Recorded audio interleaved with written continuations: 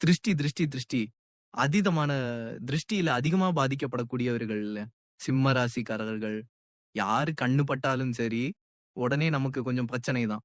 ஒரு சின்னதா 4 பேருக்கு மத்தியில ஒரு பாராட்டோ, கைத்தட்டோ வாங்கினா கூட உடம்பு சரியாம போயிடும். ஏதாவது நம்ம நல்லது செஞ்சா கூட உடனே உடம்பு சரியாம போயிடும். எப்படிதான் இந்த உடம்பு சரியாம போகுதோ தெரியாது. ஏதாவது மருத்துவ செலவு, ஜலதோஷமோ, நல்லா இருக்கிற நமக்கு ரொம்ப சோர்வு.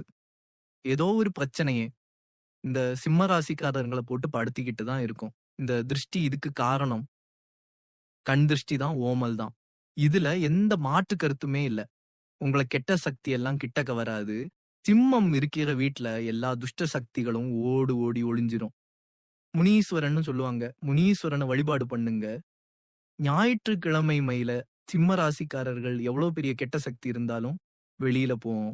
ஐயனார், முனீஸ்வரன், வீரன் அப்படிலாம் சொல்லுவாங்க. அதுல முனீஸ்வரன எடுத்துக்கங்க. அந்த முனீஸ்வரன பிரார்த்தனை பண்ணுங்க. முனீஸ்வரன் கோயில்ல ஒரு தேங்காய் ஒண்ணு வாங்கி, அத ஒரு சிகப்பு துணியில அந்த தேங்காவ கட்டி வீட்டு வாசல்ல கட்டுங்க. இத கண்டிப்பா செய்யுங்க. சிம்ம ராசிக்காரங்கள் உங்க வீட்டு திருஷ்டி கண்டிப்பா விலகும். சிவனுக்கு ஞாயிற்றுக்கிழமை வாய்ப்பு கிடைச்சதுன்னா, தாமரை பூ வாங்கி சாத்துங்க. சிவனுக்கு தாமரை பூ ஞாயிற்றுக்கிழமையில வாங்கி சாத்துங்க. ரொம்ப விசேஷம், ரொம்ப விசேஷம். உங்க வீட்ல இருக்கிற எல்லா திருஷ்டியும் விலகும்.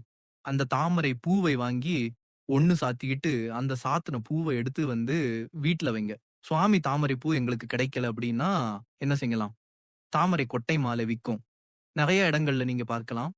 தாமரை மாலைன்னு கொட்டை மாலை, அந்த தாமரை கொட்டையில மாலை இருக்கும். அந்த தாமரை கொட்டைய மாலைய வாங்கி, அத உங்க ஊர் சிவன் கோயில்ல போட்டு, சிவனுக்கு போட்டு அத வாங்கிக்கங்க.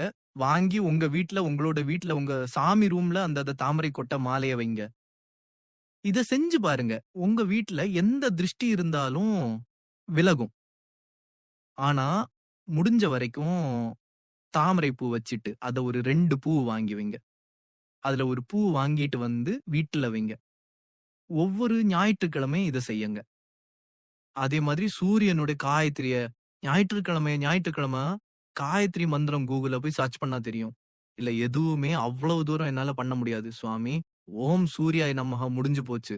ஓம் சூர்யாய நமஹ இந்த மந்திரத்த 108 தடவ சொன்னா போதும். இத மட்டும் சொல்லிட்டு வாங்க. சிம்ம ராசிக்காரங்கள் வீட்ல இருக்கிற கெட்ட சக்திகள் விலகும்.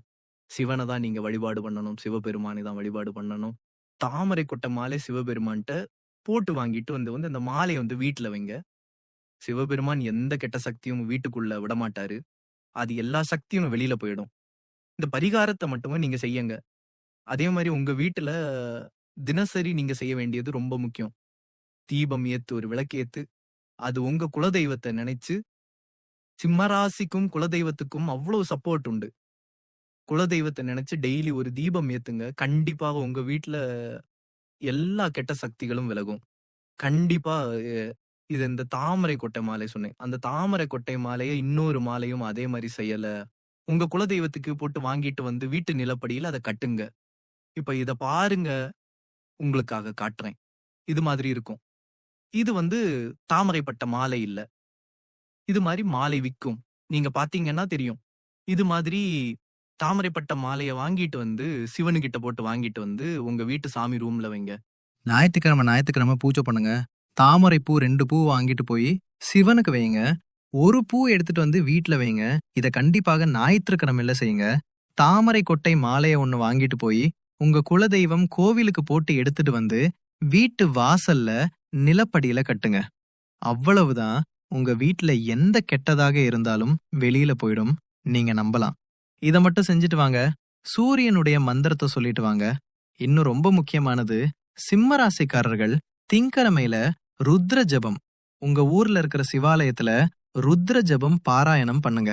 சிவனனுக்கு ஒரு அபிஷேகத்தை கொடுத்து, ரொம்ப திருஷ்டியா இருக்கு சுவாமி, என்னால ரொம்பவே முடியல, நான் என்ன பண்றதுன்னே தெரியல, என்னால ஜான் 6 முழம் சறுக்குது அப்படின்னா ருத்ர ஜபம் பாராயணம் பண்ணுங்க. உங்க வீட்ல, உங்க ஊர்ல சிவாலயம் இருக்கும். அந்த ஊர் சிவாலயத்துல அபிஷேகத்தை கொடுங்க. சிவனுக்கு அபிஷேகத்தை கொடுத்து ருத்ர ஜபம் பாராயணம் பண்ணுங்க. பாராயணம் பண்ணி அந்த அபிஷேகம் நடந்ததுன்னா அந்த தீர்த்தத்தை வாங்கிட்டு வீடு எல்லாம் தெளிங்க. அந்த சுவாமி அனுகிரகம் உங்களுக்கு பரிபூர்ணமா உண்டு. நம்பி செஞ்சு பாருங்க. சிம்ம ராசிக்காரர்கள், நீங்க இதுவரைக்கும் உங்களுக்கு எந்த தடை இருந்தாலும் சரி, உங்க தொழில்ல போட்டிகள், பொறாமைகள் இருந்தாலும் சரி, கண் திருஷ்டிகள் இருந்தாலும் சரி, உடம்பு சரியாம போனா இருந்தாலும் சரி, மருத்துவ செலவு ரொம்ப வந்தாலும் சரி, இது எல்லாம் கிளியர் ஆயிடும். பகவானும் உங்களை அடுத்த கட்டத்துக்கு மேல உங்களை கொண்டு போவார். நம்பி பாருங்க, நல்லது நடக்கும். நான் சொன்னதை மட்டும் கண்டிப்பா செஞ்சு பாருங்க. வாழ்த்துக்கள். நண்பர்களே, என் உறவுகளே, சொந்தங்களே, இந்த கண் திருஷ்டி விலகணும், எதிரிகள் விலகணும், கோர்ட் கேஸ் பிரச்சனைகள் எது இருந்தாலும் நமக்கு விலகணும், போலீஸ் ஸ்டேஷன் சம்பந்தமான விஷயங்கள் இருந்தா விலகணும், எந்த கெட்டதா இருந்தாலும் விலகணும், நமக்கு தர்ம யுத்தத்துல ஜெயிக்கணும், அவமானம் பத்தக்கூடாது, உறவுகளுக்கு முன்னாடி தலை குனிஞ்சிடக்கூடாது, அது மட்டும் இல்லாம நம்முடைய எதிர்காலம் பாழாயிடக்கூடாது. இதுல எது கெட்டது நடந்தாலும் இது எல்லாமே நடக்கும். இந்த கெட்டதே நடக்காம இருக்க நம்ம வீட்டுல வசீகர சக்தி இருக்கணும். அறிந்தும் அறியாமலும் தெரிந்தும் தெரியாமலும் செய்த சகல குற்றங்களையும் பொறுத்து காத்து ரட்சிக்க வேண்டும். பொண்ணு 18ஆம் படி மேல் வாழும் வில்லாளி வீரன் வீரமணி கண்டன் காசி ராமேஸ்வரம் பாண்டி மலையாளும் அடக்கி ஆளும் ஓம் ஸ்ரீ ஹரிகரசி சுதன் ஆனந்த சித்தன் ஐயன் ஐயப்ப சுவாமியே சரணம் ஐயப்பாங்கிற மந்திரத்தை தினசரி உங்க வீடுகள்ல நீங்க சொல்லுங்க. எல்லாரும் சொல்லுங்க. கண்டிப்பா நம்மளுடைய பாவங்கள் முதல்ல விலகும். நம்ம தெரியாம செஞ்ச பாவம், தெரிஞ்சு செஞ்ச பாவம், அறிஞ்சு செஞ்ச பாவம், அறியாம செஞ்ச பாவம், அது முதல்ல விலகும். மனசு முதல்ல சுத்தமாகும். மனசு சுத்தமான நம்ம அந்த வீட்டுக்குள்ள இருந்தோம்னா அந்த வீடு சுத்தமா இருக்கும். கண்ணாடியை தொடச்சிட்டு நம்ம முகத்தை பாருங்க, பரிச்சுன்னு தெரியும். அவ்வளவுதான். முதல்ல நம்மள சுத்தம் பண்ணிட்டோம்னா நம்ம வீடு சுத்தமாயிடும். இன்னைக்கு தெரிஞ்சுக்கங்க. நான் சொல்ற இந்த 3 விஷயத்த தயவு செய்து எல்லாரும் செஞ்சு பாருங்க. உங்க வீட்ல கெட்ட சக்தி விலகிடும். எந்த கெட்டதும் உள்ளுக்குள்ள அண்டாது. முதல் விஷயம், உங்க வீட்ல டெய்லி ஒரு தீபம் ஏத்துங்க. வீட்டை இருள விடாதுங்க. ஏதாவது ஒரு விளக்கு எரிஞ்சிட்டு இருக்கட்டும். வீட்ல வாசனை இருந்துகிட்டே இருக்கட்டும். வாசனை பொருட்கள் ஒரு பக்தி சென்டலா அடிச்சுக்கிறோம். எல்லா இடத்துலயும் ஒரு வாசனை இருக்கணும் வீட்டுக்குள்ள. இல்லேன்னு சொல்லாத வார்த்தை நம்ம கிட்டே இருக்கணும். அவ்வளவுதான். நான் சொல்ற இந்த 3 விஷயத்த தயவு செய்து எல்லாரும் செஞ்சு பாருங்க. உங்க வீட்ல கெட்ட சக்தி விலகிரும். எந்த கெட்டதும் உள்ளுக்குள்ள அண்டாது. முதல் விஷயம், உங்க வீட்ல டெய்லி ஒரு தீபம் ஏத்துங்க. வீட்டை இருள விடாதீங்க. ஏதாவது ஒரு விளக்கு எரிஞ்சுக்கிட்டு இருக்கட்டும். வீட்ல வாசனை இருந்துகிட்டே இருக்கட்டும். வாசனை பொருட்கள் ஒரு பக்தி சென்டலா அடிச்சுக்கிறோம். எல்லா இடத்துலயும் ஒரு வாசனை இருக்கணும் வீட்டுக்குள்ள. இல்லேன்னு சொல்லாத வார்த்தை நம்ம கிட்ட இருக்கணும். அவ்வளவுதான். வீட்ல அதிகமா நம்ம இல்லங்கிற வார்த்தைய பயன்படுத்தக்கூடாது. அதே மாதிரி சில பேர் ரொம்ப துஷ்டமான வார்த்தைகளை பயன்படுத்துவாங்க.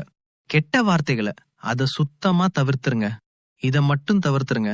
உங்க வீட்ல துஷ்ட சக்திகள் எல்லாம் வெளியில வந்துரும். ரொம்ப கடுமையான தோஷம் இருக்கு சுவாமி, கடுமையா எங்களுக்கு செய்வன கோளாறுகள், பிரச்சனைகள் இது மாதிரி இருக்கு. நாங்க என்ன பண்ணலாம்? என்னோட தொழில்ல பெரிய லாஸ், என் குடும்பத்துல பெரிய சிரமம், குடும்ப உறவுகள் பிரிஞ்சு கிடக்கு. நான் என்ன செய்யலாம்? ரொம்ப இன்னும் ஒரே ஒரு பரிகாரத்தை சொல்லி நிறைவு செய்யறேன். பசுமாடு கண்ணுக்குட்டி உங்க வீட்டுல பக்கத்துல யாருக்கிட்ட இருக்கோ அந்த பசுமாடு கண்ணுக்குட்டியை வீட்டுக்கு அழைச்சிட்டு வந்து கோமாதா, இந்த கோமாதாவை அழைச்சிட்டு வந்து உங்க வீட்டு மத்திய பகுதியில நிப்பாட்டி அந்த பசுக்கு பூஜை பண்ணுங்க. பசுக்கு மஞ்ச தடவி குங்குமம் வச்சு பசுக்கு ஒரு புடவை வாங்கி சாத்தி, கண்ணுக்குட்டிக்கு ஒரு புடவை சாத்தி, மாலை போட்டு ஒரு பெரிய தட்டுலயோ பக்கெட்லயோ வாழை இலையில பச்சை பச்சரிசியை நல்லா ஊற வச்சு வெல்லம், பச்சரிசி, வாழைப்பழம் எல்லாம் சேர்த்து வச்சு அந்த பசுமாட்டுக்கு கொடுங்க. அந்த பசுமாட்டுக்கு பின்புறம் தூப தீபங்கள் எல்லாம் காட்டி பசுமாட்டு கிட்ட நமஸ்காரம் பண்ணிக்கங்க. உங்க வீட்டுக்குள்ள அழைச்சு என்ன கெட்டது இருந்தாலும் வெளியில வந்துரும். இதை மட்டும் செஞ்சு பாருங்க.